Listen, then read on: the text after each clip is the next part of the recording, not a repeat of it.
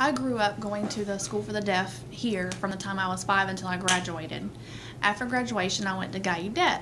So I didn't think there'd be a really big difference from going from a residential school to a college environment. You know, I pictured small classrooms and whatnot. So I happened to be, major in art history. It's kind of odd because Gallaudet offered the major, but they didn't offer the courses for that major. So in order to satisfy the credits, I had to take courses at the University of Maryland. So that was my first, I guess, hearing educational environment, and the first time I had used an interpreter. Gallaudet small, 2,000 students, compared to the University of Maryland. I was in for a show where they got 20,000 students. I mean, it just looked like ants, you know, crawling around the campus. There were so many students. So first day class, I went in, and it's like an auditorium style. I mean, you could have fit 200 students in there.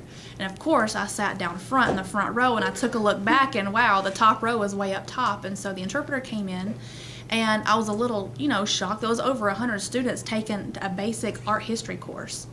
Or what was called modern art.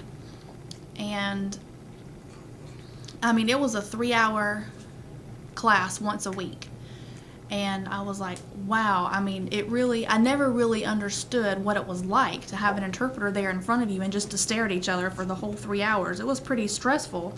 I mean, I can't, you know, take a break and look away. You know, I felt like I had to keep my eyes glued to the interpreter. So, and people who go, you know, they go to public school or you know, go to hearing universities, I really commend them, you know, wow, because, I mean, it's challenging, and it's really hard to find a good interpreter, too.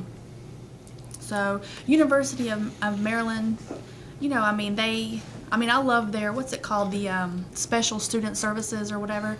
I mean, they have a long list of interpreters, so it's kind of nice. I could go in there and just kind of pick and choose, like have a menu of what interpreter I wanted, and they would be placed with me, so that was nice.